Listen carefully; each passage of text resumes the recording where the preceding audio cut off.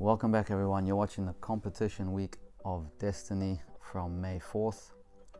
And fam, I don't know how I'm going to get through this video. I feel like I've got 100 years of feelings and experience to talk about in 13 minutes. So it might be a choppy video. I'm just going to do my best to share what I can.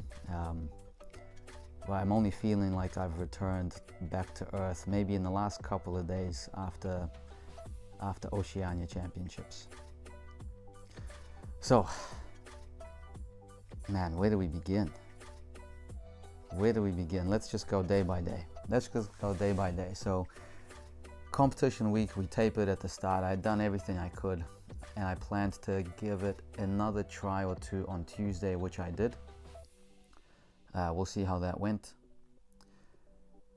This week I was thinking quite a lot. I mean, in fact, in the last probably month, I was thinking a lot of why exactly I'm doing this. You know, all gymnasts, all athletes, we all share that, you know, athletic spirit of always wanting to take it to the next level, to do, you know, the next step. So there's obviously that, but really, why? I thought about it a lot. It consumed me. And I really like one thought that I think was the highest.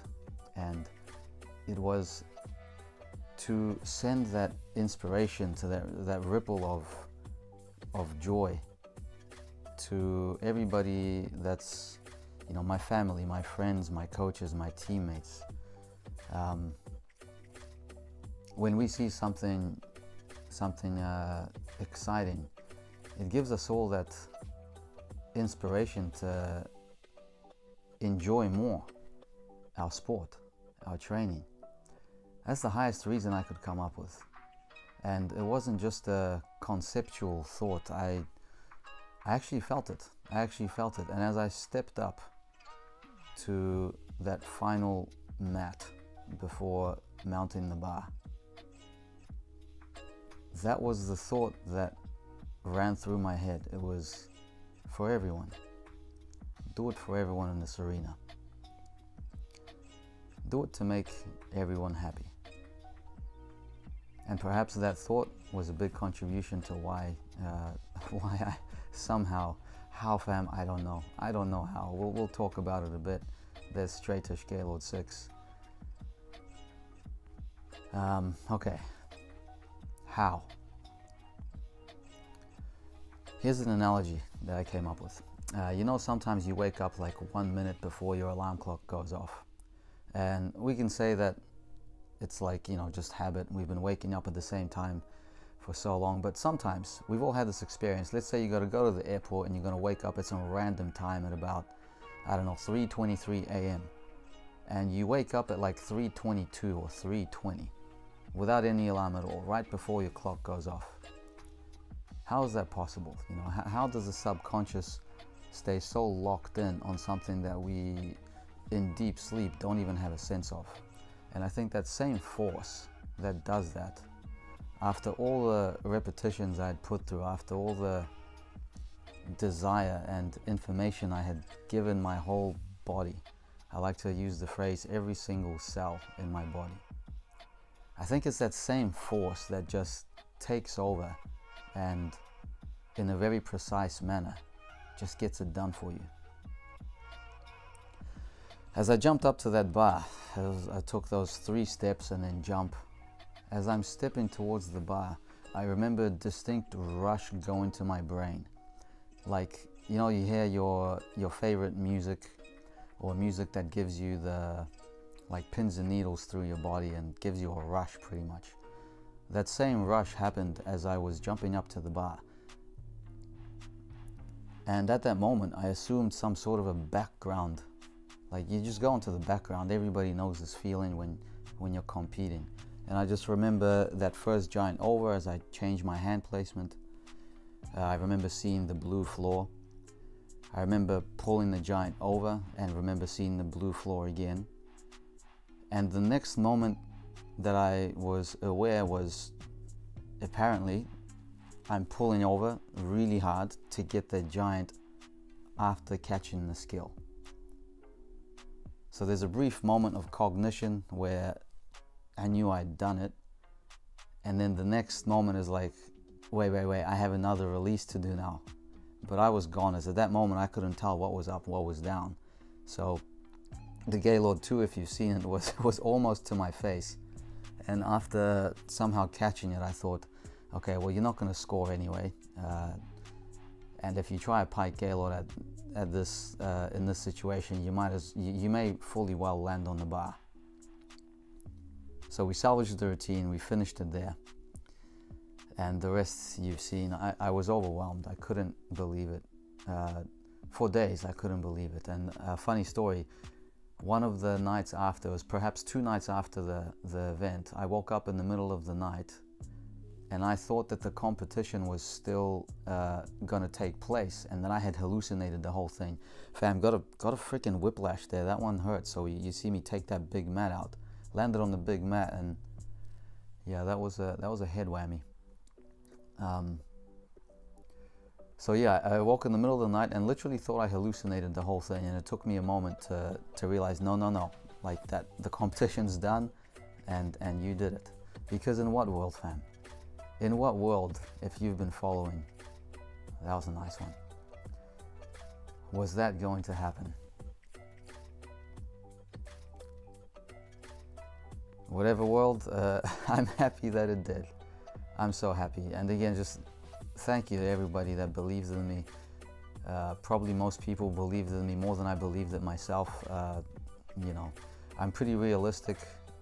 I'm always expecting kind of like more failure than success. So I think that's as much as I can say, fam. I could talk forever, but maybe one more thing worth mentioning that I'm really glad I did it, was not like really announcing anywhere or saying specifically that I'm gonna do it, because you can imagine that when everybody's watching you, it's nerve-wracking. It's really tough. You've got enough pressure as it is, trying something that's outside of your pay grade. And here there's another, I don't know how many hundreds people watching you. So, there was an announcer there, so he announces like before you go. Like for example, on P-Bars, he announced 2-time Olympian Misha Koudinov, so that brings some attention onto you, increases the pressure. And I'm the type that I don't like it when people watch. I kind of try to stay a bit more grounded rather than hype myself up. Hyping myself up never really worked for me. So I'm glad I did that, and even still, with obviously you submit the paperwork so the judges and the officials know that you're going to do it. The athletes saw it in podium training, so there were groups of people, another couple groups in the stands as well, that knew that I was going to send it, and I had to stand a moment to dispel that self-consciousness, to try to get rid of as much of that self-consciousness as possible, so that I could just lock in on everything that's gonna maximize my chances of catching this thing, and go from that space. But here we go, fam. Competition time. P-Bar was as good as I could have done it. The grip was trash. Like, I really had to hold on to that peach hard, and I got a bit nervous, but somehow, like, really, it was exactly the same as World Championships. The grip wasn't good, but perhaps I learned the lesson, and I just held on so bloody tight and really committed to pulling through on both peaches. So routine went as well as it could have gone, but over here, we'll see it in slow-mo. The dismount would have lost so much, but I can't complain. I only had a few reps of dismounts over hard. But if you watch my right foot, it hits the bar right there, and you see they go apart. So I'm assuming the judges heard the noise. I sure as hell did. I hit the bar. I thought I was goners, so pulled extra. So obviously you're gonna get, no prep for landing. You're gonna get a chest down, and that step was obviously a 0.3 step. So lost quite a bit on that dismount, but 13.433. So I almost got the P-Bar score. P-Bar score for Commonwealth Games qualification has been changed to 13.466, I believe. and the high bar score has been made higher. So actually the score that I got at Worlds didn't reach, I think it's like 13.7 now. So what happens is the technical committee looks at what happens around the world in the Commonwealth countries, and the athletes from the Commonwealth countries that attend different World Cups, and they make a prediction on what score would get you approximately top 6. And if they feel athletes can have the potential to reach this top 6 score, you get nominated to go to the Commonwealth Games. So we're going to wait a few weeks to hear what the results are, and if they send me, I'm going to keep going and try to think of a routine that's smart on high bar that has the potential to score. My God. And if not, then I'm seriously considering just getting a shoulder operation and continuing the journeys, fam, whatever that might mean. So that's what's next. There's only so much I can say in 13 minutes. Just thank you, universe, thank me, all of my ancestors that lived through this life and culminated to me having that peak moment of my life right there, fam. Never stop gymnastics, fam. No matter what level you're at, there's always something fun to do. There's always some projects, whether easy or hard. I'll watch this angle with you. Shout out to Will Davies for this angle, and I want to say big shout out to Bram Verhofstadt that just sent the Koudinov.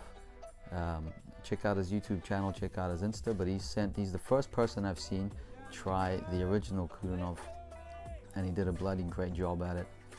Form was better than mine by 100-fold. So check him out.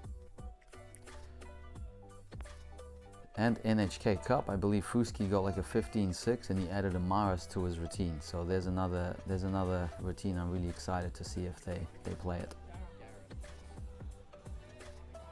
Just gonna watch along with you, fam.